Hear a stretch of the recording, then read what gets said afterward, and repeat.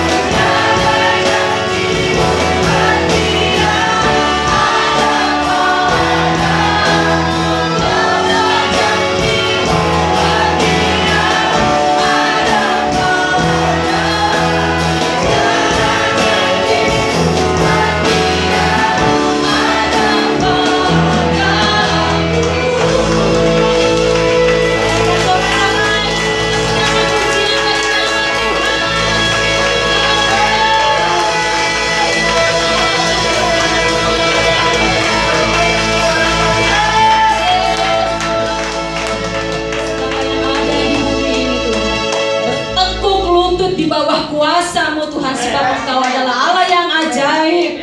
Terima kasih Bapa yang baik, Engkau layak terima pujian kami, layak terima sembah kami Tuhan. Engkau layak terima semua yang terbaik dari hidup kami Bapa yang baik. Terima kasih Tuhan Yesus, dan saat ini kami mau naikkan pujian kami, pengagungan kami bagi-Mu ya Bapa, di dalam nama Yesus Kristus. Haleluya. Amin. Haleluya. Yang setuju bahwa Tuhan Yesus baik, boleh lambaikan tangannya.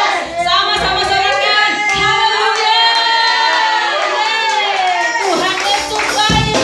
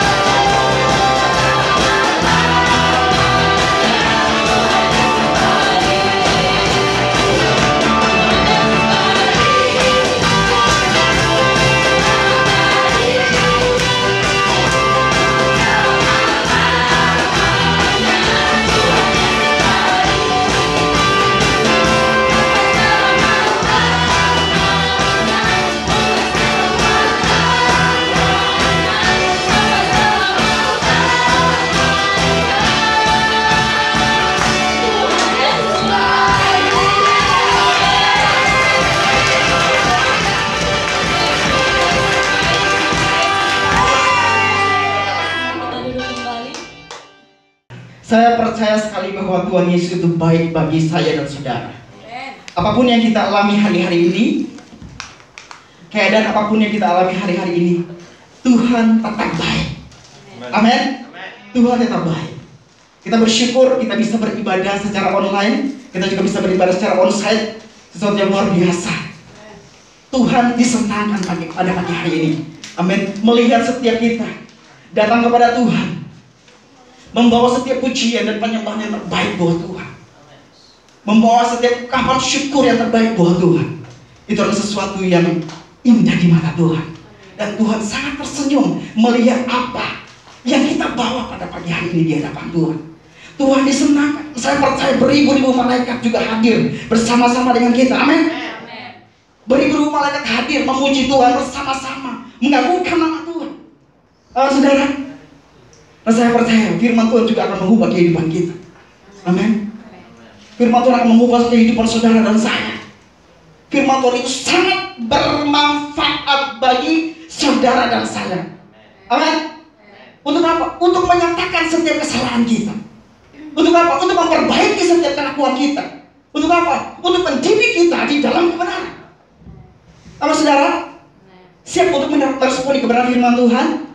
Saya percaya ketika hati kita terbuka di hadapan Tuhan, menerima dan siap meresponi kebenaran firman Tuhan, maka Allah akan memberkati setiap saudara dan saya. Amin. Pagi hari kita akan belajar dari kitab Amsal. Kita buka kitab Amsal pasal yang ke-27. Amsal pasal yang ke-27, ayat yang ke-15 sampai dengan ayat yang ke-27. Ada satu kebenaran firman Tuhan yang penting bagi kita semua pada pagi hari ini. Kita akan baca bersama-sama mulai dari ayat yang ke-27 sampai dengan ayat yang ke-15. Amsal pasal yang ke-27 ayat yang ke-15 sampai dengan ayat yang ke-27. Firman Tuhan katakan, seorang istri yang suka bertengkar serupa dengan tiris yang tak henti-hentinya menitik pada waktu hujan. Siapa menahannya menahan angin, dan tangan kanannya menggenggam minyak. Besi menajamkan besi, orang menajamkan sesama. Siapa memelihara pohon ara akan memakan buahnya, dan siapa yang menjaga tuannya akan dihormati. Seperti air mencerminkan wajah, demikianlah hati manusia mencerminkan manusia itu. Dunia orang mati dan kebinasaan tidak akan puas, demikianlah mata manusia tidak akan puas. Kuil untuk melebur perak dan perapian untuk melebur emas, dan orang dinilai menurut pujian yang diberikan kepadanya. Sekalipun engkau menumbuk orang bodoh dalam lesung dengan alu bersama-sama gandum, kebodohannya tidak akan lenyap daripadanya. Kenalah baik-baik keadaan kambing dombamu, perhatikanlah kawanan hewanmu, karena harta benda tidaklah abadi. Apakah mahkota tetap turun-temurun? Maka engkau mempunyai domba-domba muda untuk pakaianmu dan kambing-kambing jantan untuk pembeli ladang. Pula cukup suatu kambing, susu kambing untuk makananmu dan makanan keluargamu, dan untuk penghidupan pelayan-pelayanmu. Haleluya. Saudara terkasih, kita lihat dari beberapa ayat yang barusan kita baca ini, ada satu poin yang begitu penting dalam kehidupan saya dan kehidupan saudara. Ada satu poin yang begitu sangat penting di dalam kehidupan saudara dan saya. Ketika saya berdoa sama Tuhan, saya tanya Tuhan, apa yang harus saya sampaikan bagi gerejamu? Apa yang harus saya sampaikan bagi umatmu ya Tuhan? Tuhan membawa saya kepada satu keadaan di mana keluarga perlu bertumbuh di dalam Tuhan. Keluarga perlu dibangun secara rohani. Kenapa saya bilang keluarga, Bapak Ibu? Tuhan membawa saya. Keluarga adalah miniatur gereja yang perlu dibangun, diangkat. Maka saya percaya ketika keluarga dibangun, keluarga bertumbuh, maka gereja pun akan mengalami pertumbuhan. Amin. Gereja pun akan mengalami namanya revival dalam kehidupan berjemaat. Untuk itulah saya percaya sekali ketika dari kita jemaat Tuhan, pribadi, keluarga, bangun kehidupan rohani setiap hari, setiap pagi, itu dibangun dalam kehidupan kita, maka gereja pun akan mengalami yang namanya revival. Amin. Ini sangat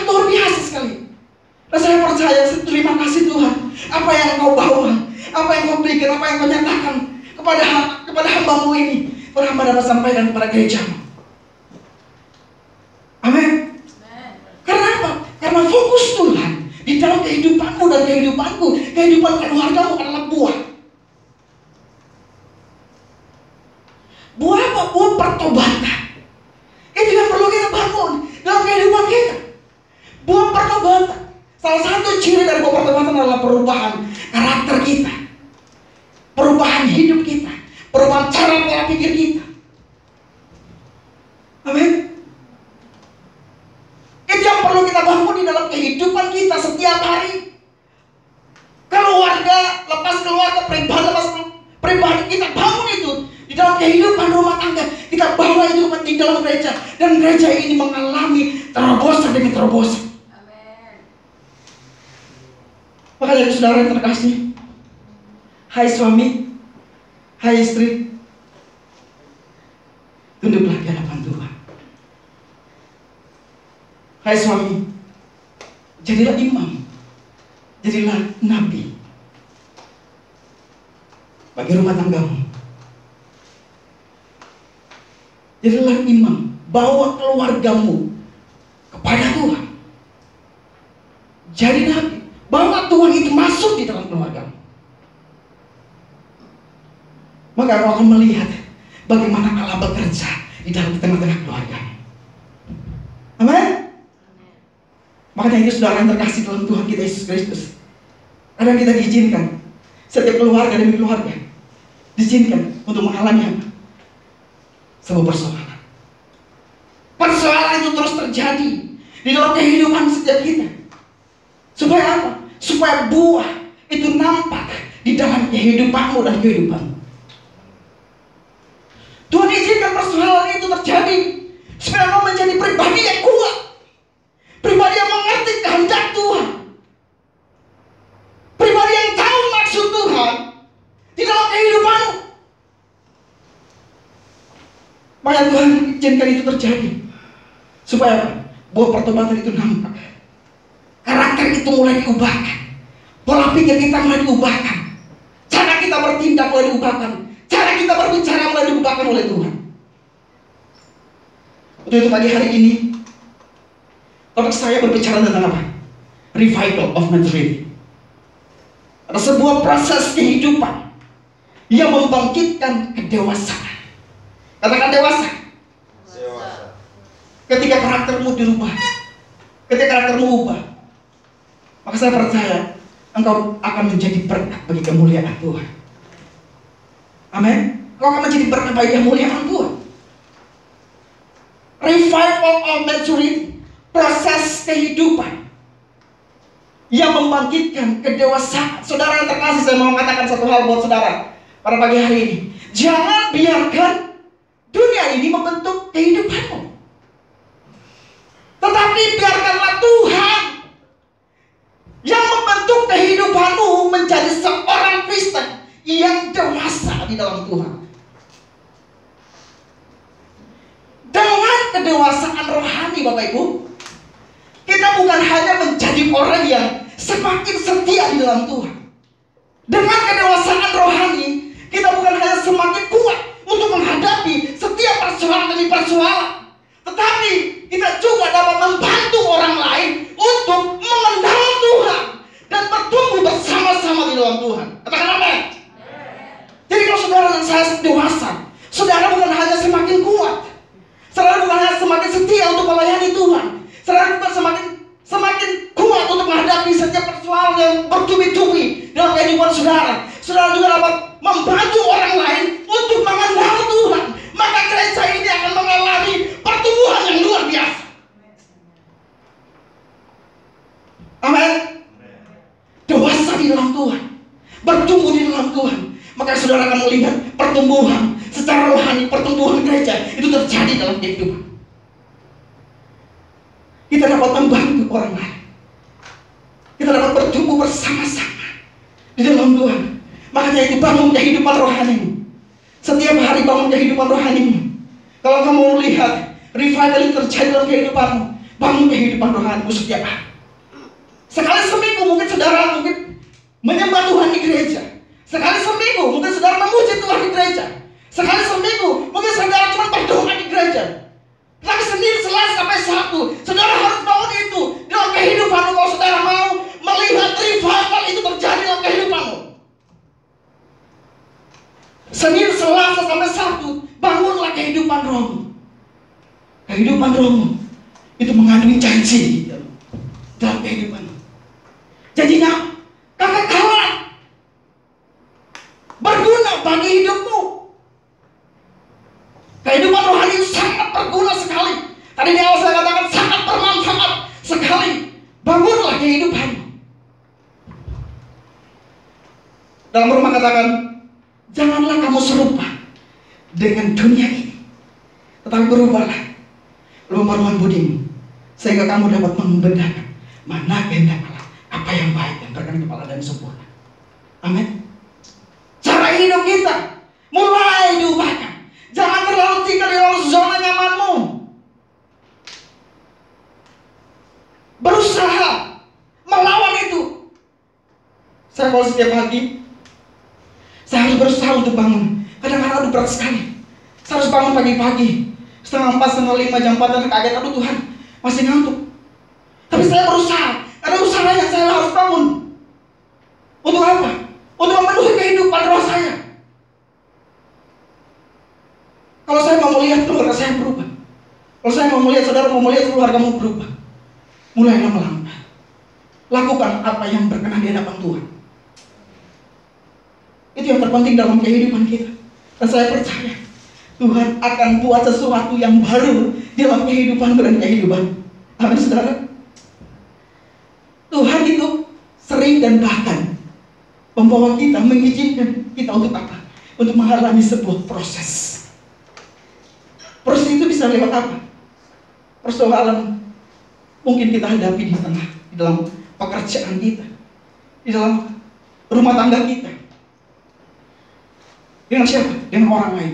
Nah, namanya orang, Bapak Ibu Saudara. Kadang Tuhan izinkan itu terjadi.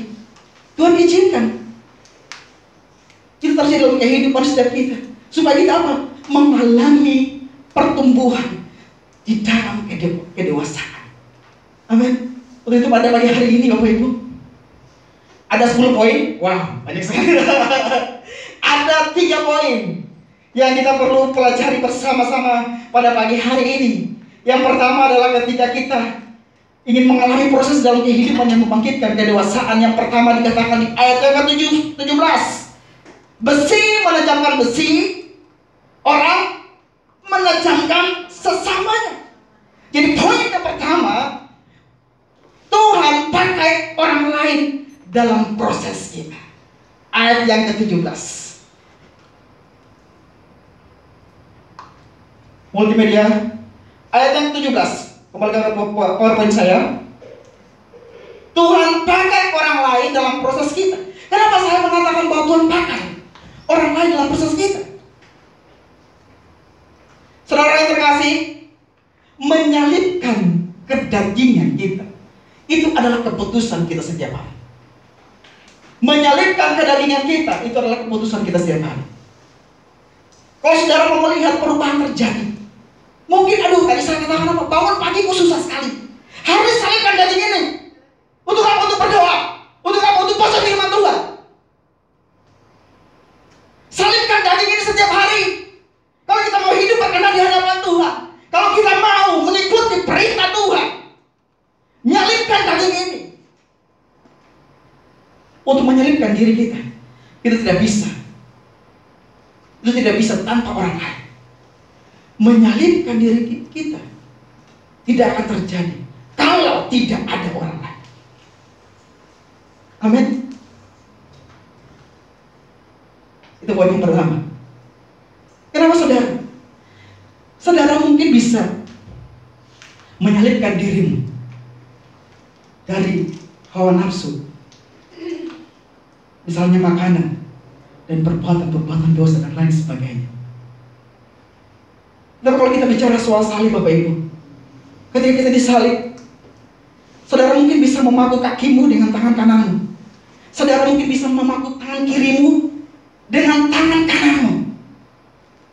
Tetapi siapa yang mau memangku tangan kananmu pakai kepala, sudah juga tidak mungkin. Kita butuh yang namanya orang lain untuk menyalipkan tangan kanan kita. Kita tidak akan bisa menyalipkan diri kita sendiri kalau tidak ada orang lain.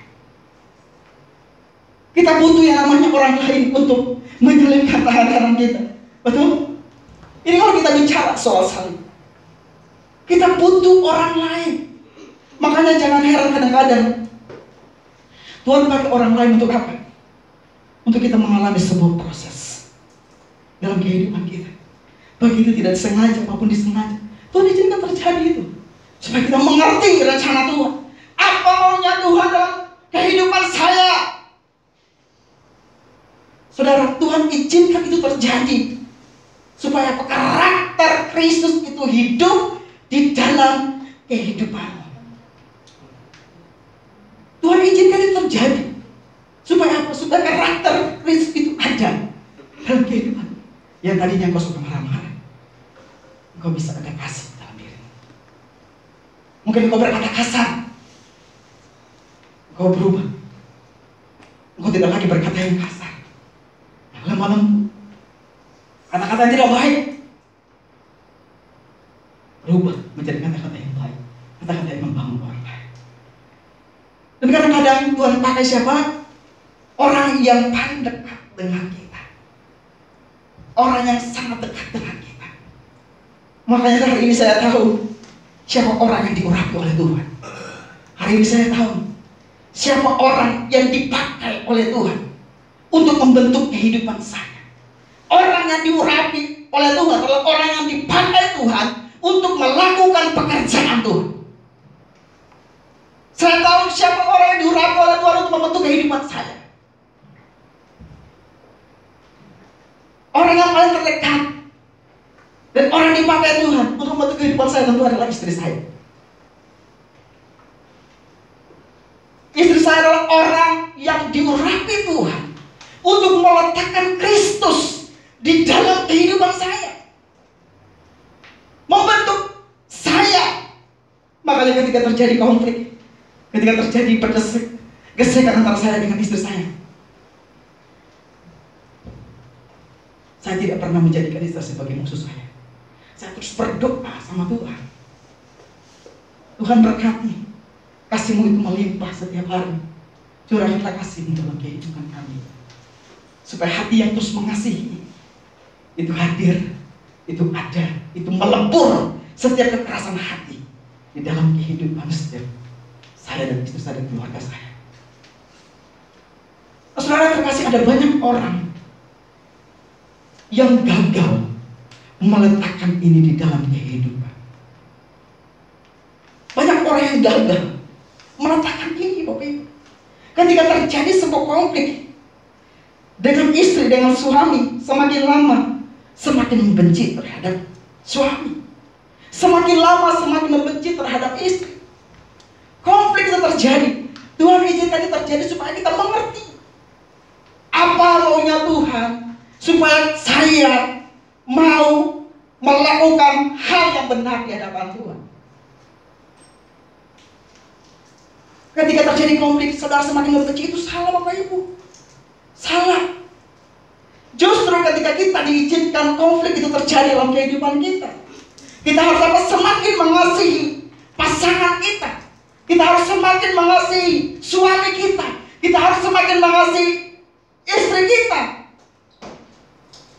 Inilah yang harus kita lakukan. Inilah yang harus kita kerjakan dalam kehidupan kita sebagai orang percaya. Amin, saudara. Kenapa?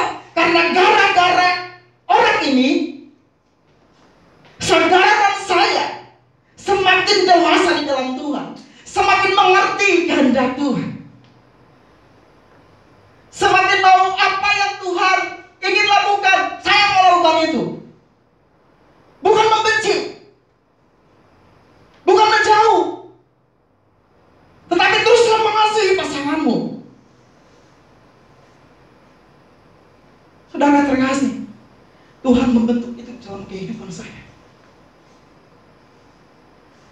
Ketika itu terjadi, saya berdoa sama Tuhan. Berikan saya kekuatan untuk terus mengasihi pasangan saya. Itu yang harus ada di dalam kehidupan. Kebanyakan orang kalau ditanya, apa tujuanmu menikah? Pasti jawabannya, oh pas saya ingin bahagia dong. Saya menikah, saya ingin bahagia. Betul? Ini justru jawaban yang salah. Tujuan menikah itu bukan bahagia. Bahagia itu adalah apa? Berkat atau bonus yang Tuhan berikan ketika tujuan asli itu tercapai.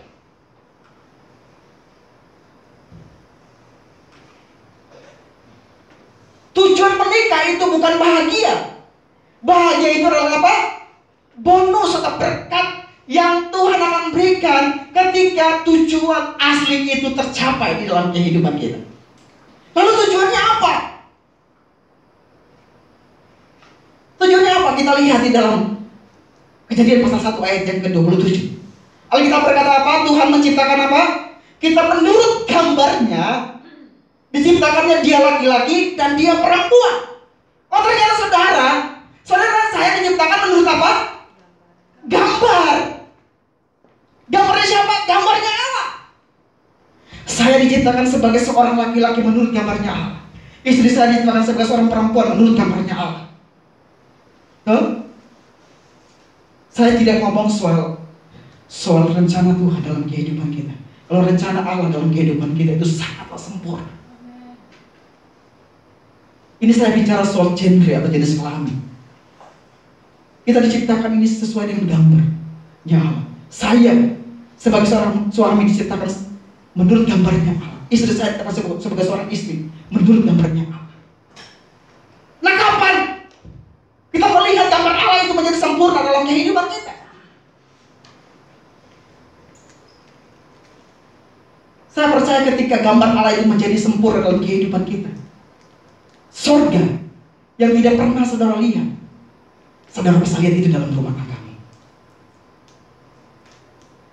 Ketika terjadi sebuah pernikahan, ada sebuah komitmen antara apa? Antara seorang pria dan wanita. Alkitab berkata apa? Mereka menjadi satu, bukan lagi dua. Ini adalah tanda kesempurnaan. Mereka bukan lagi apa? Dua, tapi satu. Jadi tujuan pernikahan itu untuk menjadi satu, menjadi sempurna.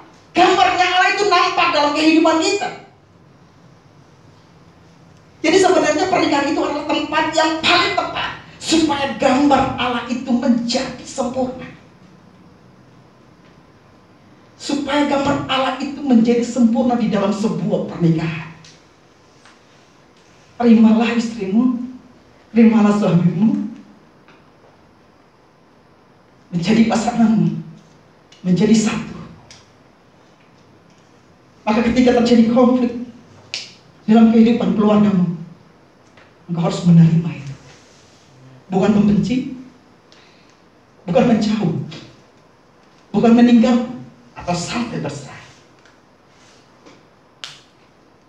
Kalau saudara mau melihat gambar Allah itu menjadi sempurna, terimalah itu secara utuh di dalam kehidupan. Supaya apa? Supaya surga itu nampak. Surga itu saudara bisa alami di dalam kehidupanmu setiap hari. Amin. Kalau kita belum pernah ke surga, mau lihat surga, jadikanlah istri, suami, pasangan yang utuh. Bukan lagi dua. Ketika itu terjadi dalam kehidupan keluarga kita, persoalan masih ada, persoalan masih terjadi, tetapi itu tidak menjadi sesuatu batu sandungan atau hal yang membatasi antara suami dan istri. Bukan. Karena ada gambar Allah di dalam kehidupan saya dan kehidupan istri saya. Mau jadi sempurna, terima itu menjadi satu bagian yang utuh. Bagi yang belum menikah, ini pelajaran penting. Ketika engkau menikah, masuk dalam pernikahan yang kudus, izinkan terjadi konflik, bersyukurlah engkau sudah tahu dan mengerti hal ini. Saya mau dibentuk oleh Tuhan untuk menjadi seorang wanita, seorang suami atau seorang istri yang berkenan di hadapan Tuhan, yang dapat membawa keluargaku kepada Tuhan dan membawa Tuhan ke dalam keluarga. Itu yang perlu kita bangun di dalam kehidupan kekristenan kita. Setiap hari kita harus bangun itu. Ketika terjadi persoalan masalah, terima kasih Tuhan. Kalau tidak ada itu, maka saudara bisa lihat apa yang akan terjadi di tengah-tengah keluarga. Masalah akan semakin bertubi-tubi terus. Tuhan izinkan. Kalau belum nyadar, Tuhan kirim lagi masalah yang baru. Kalau belum lagi mengerti, Tuhan taruh lagi masalah yang baru. Karena apa? Karena kita tidak bisa menerima apa maunya Tuhan. Ego kita lebih tinggi daripada kehendak Tuhan. Kedagingan kita lebih besar daripada keinginan Tuhan. Kita tidak mau menenggalkan kedagingan kita. Kita pakai daging itu untuk melawan kehendak Tuhan dalam kehidupan kita. Saudara Bapak Ibu, janji Tuhan itu sudah ada. Saya mau katakan, janji Tuhan itu ada. Gak perlu minta. Tuhan berjanji, dia pasti tepati. Gak perlu fokus dulu sama Tuhan. Sang pemberi janji itu. Kadang-kadang orang fokus sama Tuhan, aku mau diberkati dong. Tuhan, aku mau dong. Keinginan daging dipuaskan setiap hari. Minta dan minta terus sama Tuhan. Tapi tidak pernah mau menyenangkan hati Tuhan. Tidak pernah mau hidup di dalam kehendak Tuhan. Berdoa, minta untuk memuaskan hasrat kedagingan. Kepuasan kedagingan. Tidak mau menyenangkan hati Tuhan dengan hidupmu, dengan perkataanmu, dengan pikiranmu, dengan tingkah lakumu. Malah mau mengalami janji Tuhan. Orang yang mau mengalami janji Tuhan, hidupnya selaras dengan kehendak Tuhan. Orang yang mau mengalami revival, hidupnya harus seirama dengan kehendak Tuhan. Orang yang mau mengalami pertumbuhan secara rohani, hidupnya harus selaras dengan kehendak Tuhan. Orang yang mau mengalami janji Tuhan, hidupnya harus selaras dengan kehendak Tuhan. Kenapa hidup kita begini-begini saja? Pak Pendeta, kenapa hidup saya seperti ini terus? Dari tahun ke tahun, sampai sekarang sudah tahun 2022, hidup saya kok seperti ini? Hanya pendeta. Hanya pendeta. Cek dong hidupmu. Apa yang kau bangun selama ini?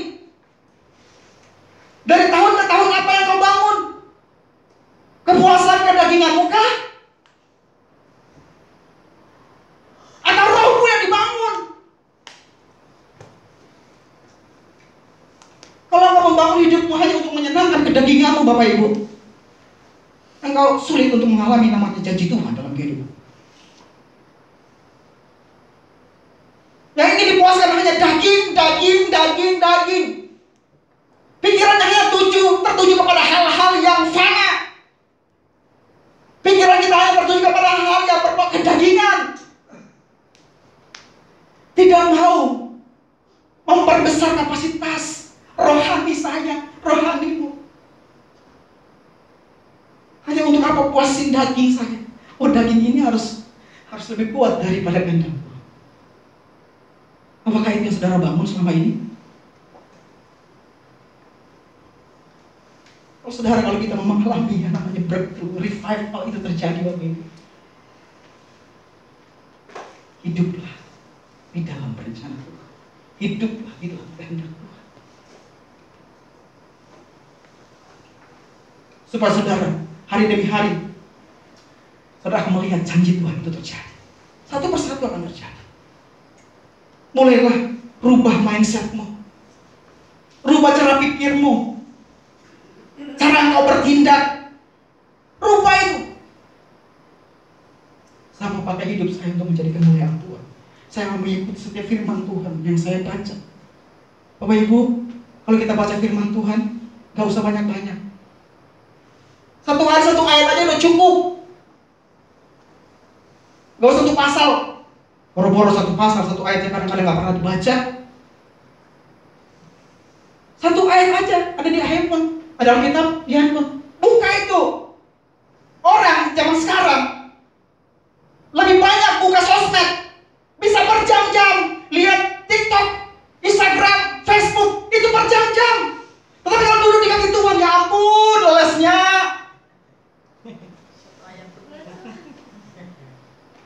Buka Facebook, waduh, scroll. Lihat ini, lihat itu. Berjam-jam, udah jam 3 ya? Astaga. Buka TikTok, lihat. Oh, astaga.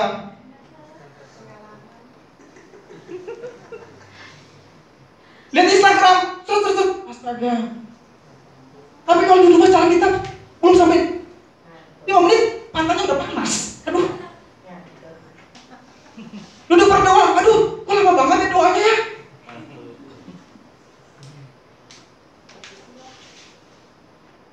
Gak ada di sini, gak ada. Amin. Gak ada di sini. Ada di kuasa. Amin. Amin. Jemaat Ebenisi Kerawang tidak ada yang seperti itu. Di Kerawang nggak ada. Jemaat Ebenisi Kerawang rohaninya sehat semua. Haleluya. Berikan tepuk tangan buat kami Yesus. Haleluya. Ini dahsyat sekali Bapak Ibu. Hari Selasa ikut doa online. Jangan lupa doa online. Haleluya. Jadi jangan mulu lihat Instagram, Facebook terus berjam-jam. Wih, udah sore, gue belum bersihin ini, gue belum bersihin itu. Astaga. Waktu kita terbuang sia-sia tanpa kita mempedulikan roh kita yang kita bangun. Untuk apa? Untuk kehidupan saya nanti, untuk kehidupan saudara nanti. Kalau kita bangun kedagingan kita akan busuk dan kembali kepada tanah. Bangunlah kehidupan rohmu, kalau kau menerima kekekalan daripada Tuhan. Fokuskanlah pikiranmu, fokuskanlah hatimu hanya untuk Tuhan. Engkau mungkin bekerja dari pagi sampai sore, tapi jangan lupa ada waktu di mana kita persiapkan itu untuk Tuhan. Sibuk, semua orang sibuk. Semua orang sibuk. Tetapi jangan lupa ada waktu yang terbaik yang harus kita berikan untuk Tuhan. Mungkin pada pagi hari, sore atau malam hari, tapi Ibu bisa duduk tenang di hadapan Tuhan, mendengarkan Tuhan apa yang Tuhan mau berbicara kepada saya. Duduk berdoa menyembah Tuhan. Milikilah hati yang ingin, hati yang rindu untuk menyembah Tuhan. Jangan terlalu sibuk dengan dunia ini, apalagi dunia sekarang, dunia modern yang dekat sekali dengan mata kita. Lihat handphone terus. Dekat sekali. Apa yang terjadi di Israel sana kita bisa lihat di sini, dekat dengan kita. Dekatlah kepada Tuhan, maka Tuhan akan mendekat kepadamu. Mendekatlah kepada Tuhan. Pertanyaannya, mau nggak kita mendekat sama Tuhan? Kalau kita mendekat sama Tuhan, kita memperoleh hidup yang kekal. Kalau kita mendekat sama dunia ini, kita akan memperoleh kebinasaan.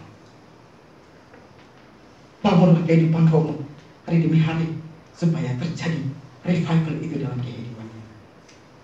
Kembali kepada poin kita. Jadi sebenarnya pernikahan itu adalah tempat yang paling tepat supaya gambar Allah itu menjadi sempurna. Supaya gambar Allah itu menjadi sempurna di dalam pernikahan. Ketika pria dan wanita dijadikan satu, lalu mereka mengerti tujuan dari dipersatukan supaya gambar Allah itu menjadi sempurna, maka disinilah tujuan pernikahan itu dibangun. Mengerti apa? Mengerti tujuan Allah persatukan saudara supaya apa? Gambar Allah itu menjadi sempurna.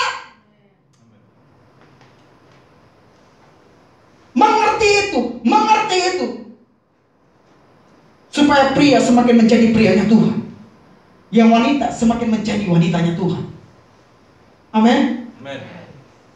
Makanya jangan heran Bapak Ibu, Tuhan persatukan kita dalam pernikahan itu dibangun dengan satu peristiwa yang namanya konflik. Semua rumah tangga pasti ada konflik. Jangan heran Bapak Ibu. Supaya kita ini menjadi dewasa. Supaya Tuhan mau kita menjadi laki-lakinya Tuhan, menjadi wanitanya Tuhan. Amin. Supaya kita menjadi orang yang berkenan di hadapan Tuhan. Gambar Allah itu sempurna di dalam rumah tangga saya. Kalau saya tanya,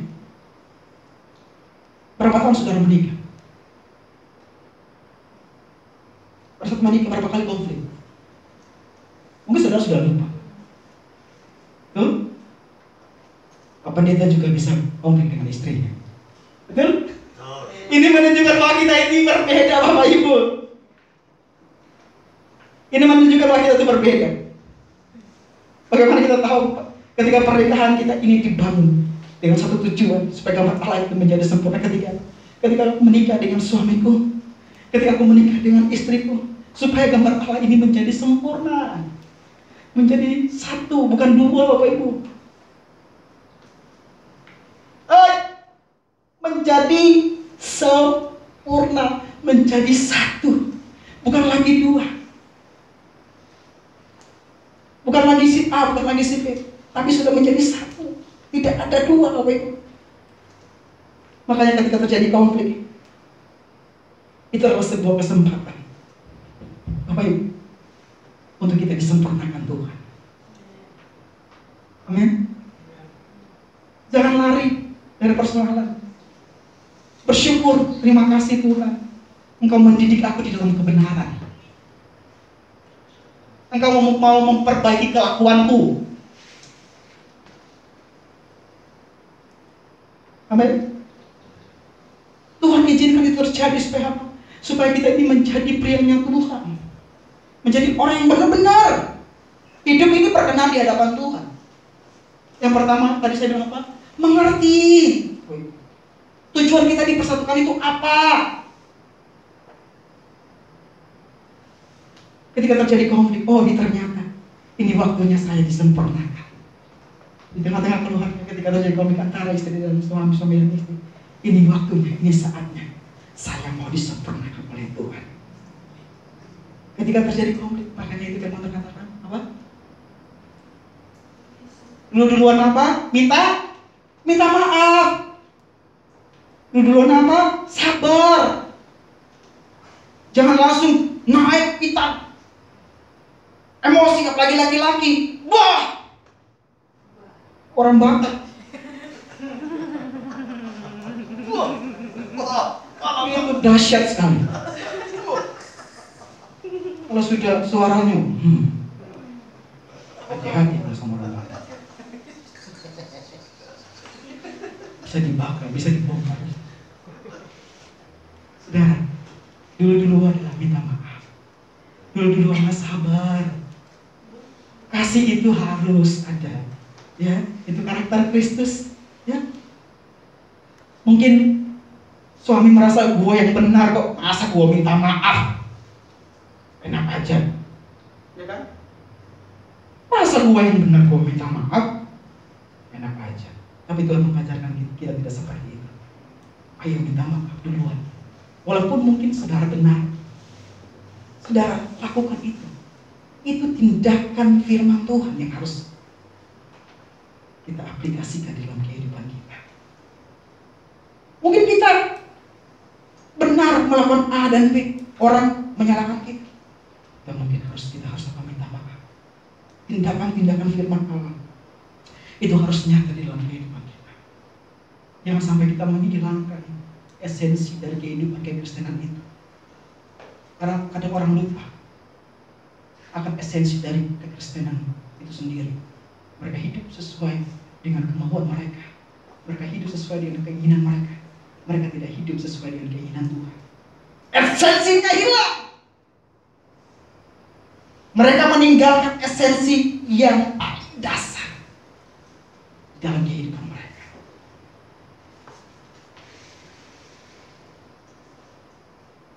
Maka disitulah terjadi apa? sesuatu yang baru. Saudara bisa melihat suamimu berubah. Saudara bisa melihat istrimu berubah ketika saudara bertindak sesuai dengan kebenaran firman Tuhan. Amin saudara. Apalagi di situasi yang seperti ini Bapak Ibu. Pandemi seperti ini yang sudah berubah menjadi endemik.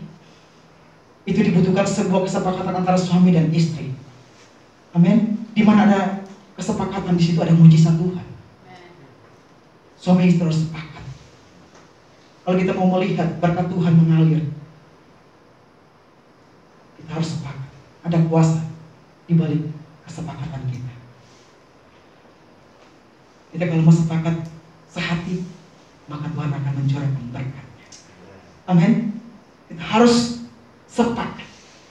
Ketika kita diproses, ketika kita diizinkan masalah terjadi, bersukacitalah. Karena di situ kita akan melihat bagaimana Tuhan pasti akan memberkati kehidupan kita. Jangan bilang, Tuhan kenapa masalah ini? Tuhan kenapa konflik ini terjadi? Bersukacitalah. Karena pasti Tuhan akan memberkati kita kalau kita berdiri sesuai dengan kebenaran firman Tuhan. Amin. Kemudian yang kedua Bapak Ibu Saudara, bagaimana kita dapat mengalami revival of maturity? Ayat yang ke-19. Seperti air mencerminkan wajah, demikianlah hati manusia mencerminkan manusia itu. Yang kedua, proses daripada kehidupan yang membangkitkan kedewasaan adalah hati kita. Hati kita lah yang akan menunjukkan siapa kita. Hati kita menunjukkan siapa kita. Jadi proses yang Tuhan izinkan selalu itu menyentuh dengan hati kita. Kenapa saya katakan hati?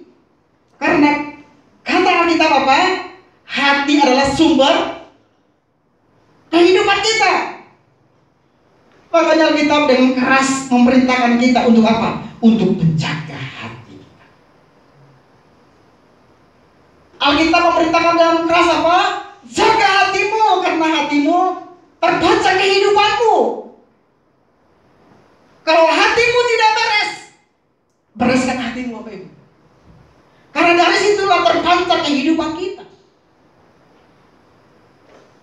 Hati adalah sumber kehidupan kita. Amin. Hati kita menentukan kualitas hidup kita. Kalau saudara mau menjadi orang yang berkualitas di dalam pelayananmu, ubah sikap hatimu yang benar di hadapan Tuhan.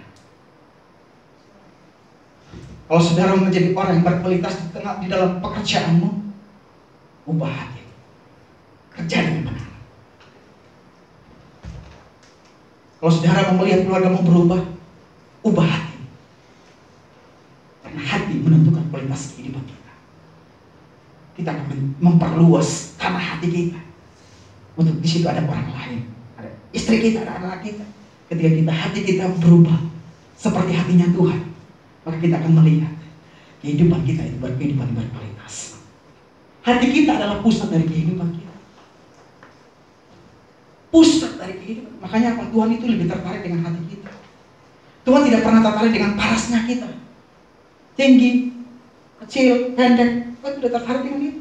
Hati kita, Tuhan lebih tertarik. Makanya hati ini penting sekali.